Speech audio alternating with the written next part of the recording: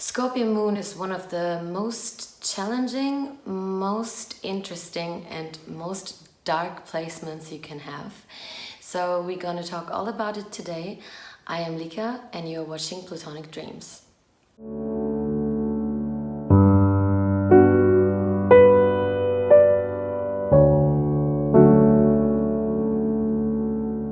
Without the moon, life would be without the soul. The moon is what gives the juice to our daily existence. To know your moon is to know yourself. So if you know about your moon sign and about potential difficulties, it can really help you to have a happier life and to feel more fulfilled and more safe and more nurtured in your experiences. The psychological function of the moon is the development of feelings and emotions. And any dysfunction in this area will greatly influence your life. So when you have the moon in Scorpio, your emotional reactions are shaped by Scorpio energy. And your maternal influence will also be somewhat scorpionic. Scorpio is a fixed water sign. It's ruled by Pluto and Mars. It is a water moon, so that means that it's driven by feelings and instincts and intuition. They have, water moons generally have very strong instincts and very strong intuition. And if you have the fixed modality, it means that you're somewhat guarded and resistant against outside manipulation or influence. Fixed signs are also somewhat controlled, very self-controlled, and they have a very strong inner core. When we talk about any placement, we always need to consider the aspect that this planet makes. So whatever aspects your moon makes to other planets will greatly influence the expression of your moon. I just want you to keep that in mind, because the birth chart is an interconnected web and everything influences each other, and you cannot really isolate anything because everything will be molded and shaped by everything else. So just keep that in mind. What I'm talking about today is just a pure archetypal expression of when the psychological function of emotion, moon, is shaped by Scorpio. So yeah, just keep that in mind. So, if you have a Scorpio moon, your soul opted for quite a difficult life. Scorpio moons have very strong and dark feelings. Feelings are irrational anyways, of course, but it's like Scorpio is pulling their emotions from a very deep subconscious place, like the collective unconscious, something that we all share as human beings, but Scorpio moons are very, very connected to that. So all those primal fears that Scorpio moons are so connected to, this can be pretty overwhelming for the Scorpio moon. Scorpio's evolutionary task is to form stable and strong and secure relationships. Scorpio is the next sign after Libra. So it's also important to know that the whole zodiac, which starts with Aries and ends with Pisces, is also seen as an evolutionary wheel. So every sign builds upon what the previous sign has learned and acquired as a skill. So Scorpio follows after Libra. In Libra, we learn how to act as a partner. And Libra is the 7th house. It's where we form the marriage. It's where we recognize the other. It's where we meet somebody outside of our egoic state and where we form bonds. But Scorpio is following after that. And Scorpio is concerned with what happens after we build that first initial bond. So Scorpio's evolutionary task is to feel like a partner, not act like a partner as in Libra, but feel like a partner. So they are concerned with forming deep attachments. And also they are a water sign, so they are very emotional anyways. And when you form such intense bonds with another person, that means that part of your egoic state also has to transform. It's like when we mature as a child. At first, in the toddler stage, we are very we are quite egoic. We think about our needs first, and then when we first socialize, be it in kindergarten or in school, we then realize that in order to form attachments, we have to somewhat consider the other as well. So Scorpio moons are experiencing very profound transformations. They have the ability to truly transform the ego and their spirit. And these transformations are often the result of sometimes excruciating pain.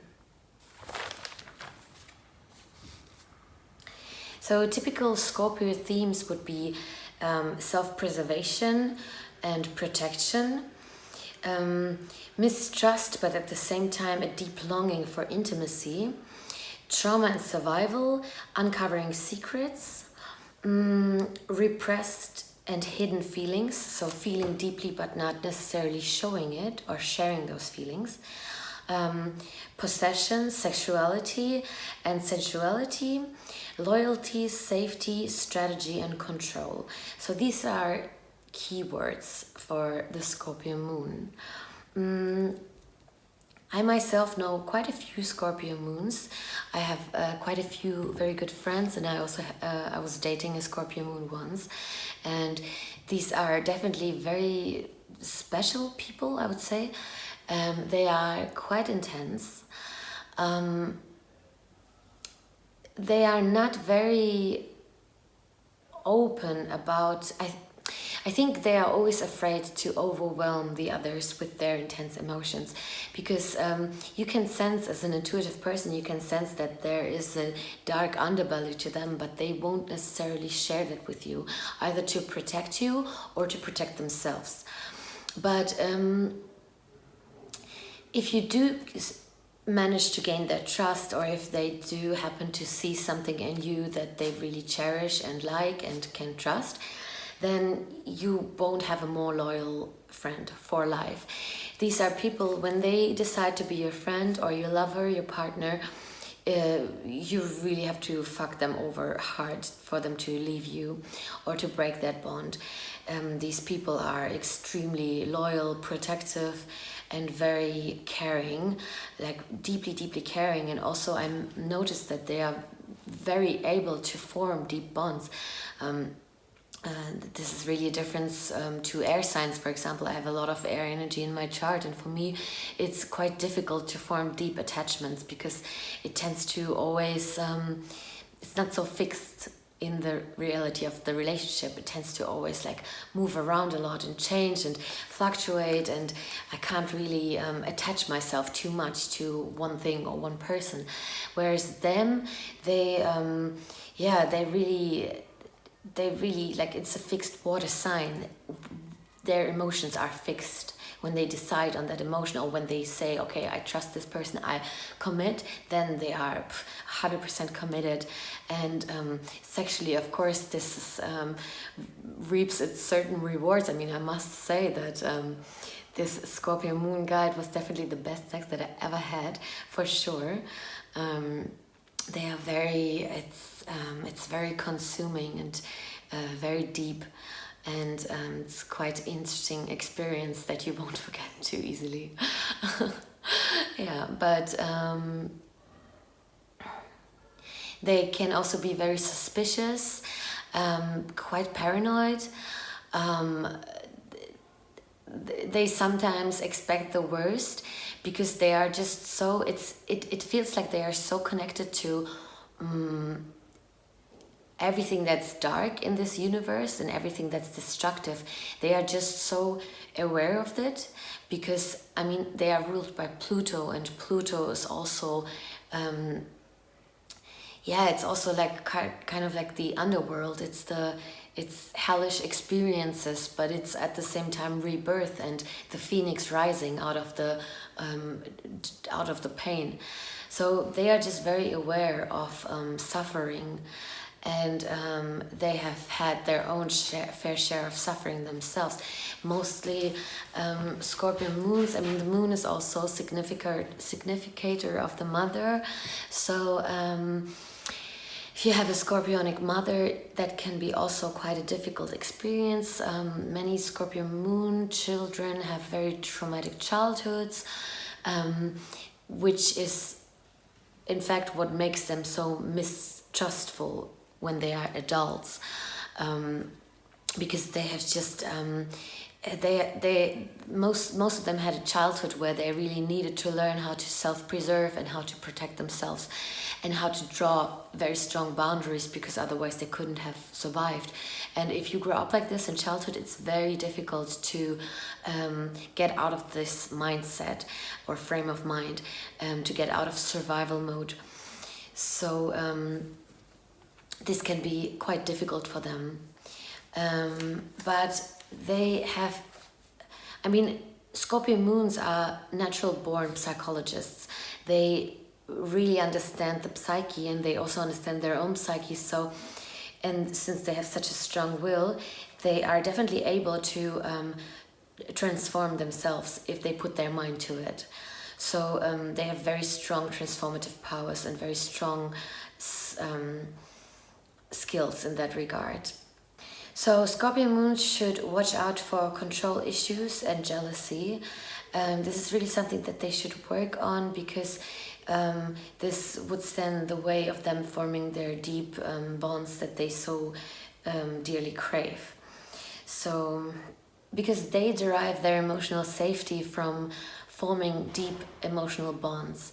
And of course, if you feel very possessive, jealous, and mistrustful, then it's that much more difficult to form those bonds. So they would be advised to just be aware of that fact and to try to find safety in themselves, and just be aware of the fact that they are very strong people, and they don't even need to protect themselves that much, because they really do have a lot of emotional courage and strength. So try to heal yourself out of this emotional trauma response from childhood. And whatever it takes, it might be somatic healing or meditation or any other kind of modality, maybe psychotherapy. Scorpio moons are craving very intense emotions. It's like they live off intense emotions, and sometimes it's like they don't even care if these emotions are negative or positive. It's just a subconscious need to feel intense emotions. And what can make them really depressed is to feel very stuck and dull and kind of dead. So to be stuck in a place where they don't feel emotions at all, and they feel like they are numb, this can subconsciously drive them towards very destructive behavior, just because they want to generate feelings. So it's good to be aware of that, and to instead generate passion through, be it a hobby or anything that can spark your fire, which doesn't need to be destructive, and that can heal you instead. These people are really, really strong. They are very self-reliant. They will rarely ask for help. And they have a very strong, almost animalistic personal magnetism. These people can really draw in people. They can really entice people and seduce them. And they can also draw in circumstances or experiences that they like. They have very strong manifestation skills, which they should be aware of and use for their advantage. But an unhealthy Scorpio moon might also use that for the disadvantage of others. So they can be very manipulative. They can, there can be something dark about them. They can use people. They can be very, very vindictive if you do them wrong. you better brace yourself, because if they aren't very mature, they will make you pay. Yeah, it's just what it is. They won't just let it go, and they might take their time with their vengeance. They will do it cold and strategic and deadly. Yep. They are amazing in crisis situations. They are very good first responders. I know quite a few Scorpio moons that were emergency rescuers or doctors. They are just also very interested in everything that is hidden. So I know a girl, she is becoming a doctor, and she's just interested in what's hidden beneath the skin. She wants to slice people up. And also heal people, of course, but yeah, they're just very interested in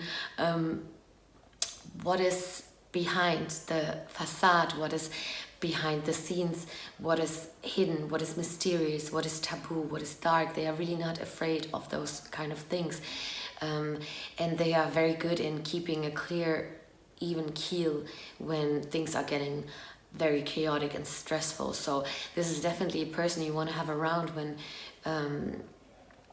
there's a crazy situation or something life-threatening, or you are just in trauma or in shock. These are the people that will have a clear head, and they will be able to help you for sure. And this is also what makes them really good detectives and researchers, because they really won't give up. They won't give up before they found the golden nugget, before they found their answer. They will just dig and dig and dig. It's like when they lose something, I don't know, sunglasses, and they just won't give up before they find it. It's so funny, because me, for example, I would be like, okay, fuck it, whatever. But they will go to all lengths to find this sunglasses, and they won't have peace before they found it. So this is just an example for this kind of energy. So yeah, this makes them, of course, also good investigators, good psychologists, policemen, doctors. They are just so enticed by what is hidden and what is secret. I mean, Scorpio rules the 8th house, which is all about what happens behind closed doors, all the taboo things in life, death and rebirth, sex, everything that is not out in the public, everything that's experienced in a more intimate level. This is what the 8th house is about, and this also tells a lot about Scorpio energy. So all in all, this is definitely a difficult placement. I mean, the moon in Scorpio is in its fall. It's exalted in Libra, the sister sign. But that doesn't need to be a death sentence, because as I said, Scorpio people do really have strong regenerative powers, and they are able to transform their own self-limiting beliefs if they only see what their own trouble is, and if they put their mind to it, they have very strong powers of self-transformation. And just as Taurus, their sister sign, they usually do achieve those strong intimate bonds, and even if it takes a while, but they are really very enigmatic and interesting partners and friends to have. It's a very intense life, a very interesting life, a very transformative life. It's just very interesting people. So yeah, I hope you liked the video. If you did, please subscribe to my channel and like and comment. If you have any questions, I'll be happy to answer those as well. And see you next video. Bye.